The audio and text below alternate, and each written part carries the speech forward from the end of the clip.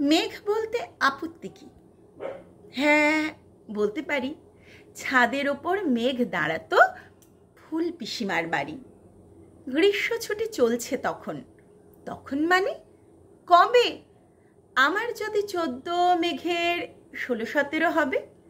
ছাদ থেকে হাতছানি দিত, ক্যারাম খেলবি? আয়।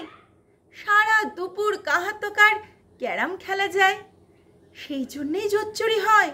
হ্যাঁ, জোচ্চুরি হতো। আমার যদি 14 মেঘের 15-16 মতো। ঘুরিয়ে দিতে জানতো খেলা। শক্ত ঘুঁটি পেলে জায়গা মতো সরিয়ে দিত আঙুল দিয়ে ঠেলে। শুধু আঙুল? বোর্ডের ওপর লম্বা ফ্রকের ঝুল ঝপাং ফেলে ঘটিয়ে দিত ঘুঁটির দিক ভুল। এইখানে না ওখানে, এইটা না ওটা। ঝাঁপিয়ে পড়ে ছিনিয়ে নিল ঘুঁটির বাক্সটা। ঘুঁটিরও সেই প্রথম মরণ। প্রথম মরা মানে বুঝবে শুধু তারাই যারা ক্যারাম খেলা জানে। চলেও গেল কদিন পরেই। মেঘ যেমন যায়, কাঠফাটা রোদ দাঁড়িয়ে রইল মেঘের জায়গায়। খেলা শেখাও, খেলা শেখাও। হাপিত্যেশ কাক কলসিতে ঠোঁট ডুবিয়েছিল, জল তো পুড়ে খাক। খাক হওয়া সেই কলসি আবার পরের বছর জলে ভরল কেমন তোমায়? ছাড়ো, ওসব কি কেউ বলে?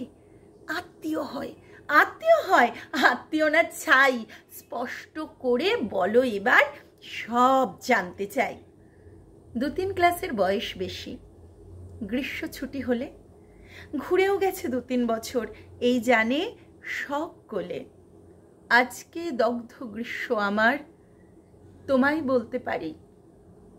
মেঘ দেখতাম ছাদের ঘরে, ফুল পিসিমার বাড়ি। নমস্কার। কবি জয় গোস্বামীর কবিতা মেঘ বলতে আপত্তি কি।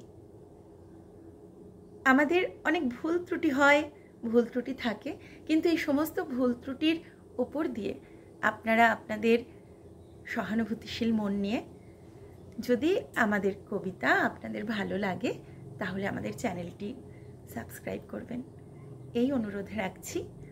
আপনাদের পাশে থাকা আমাদের এগিয়ে যেতে সাহায্য করবে।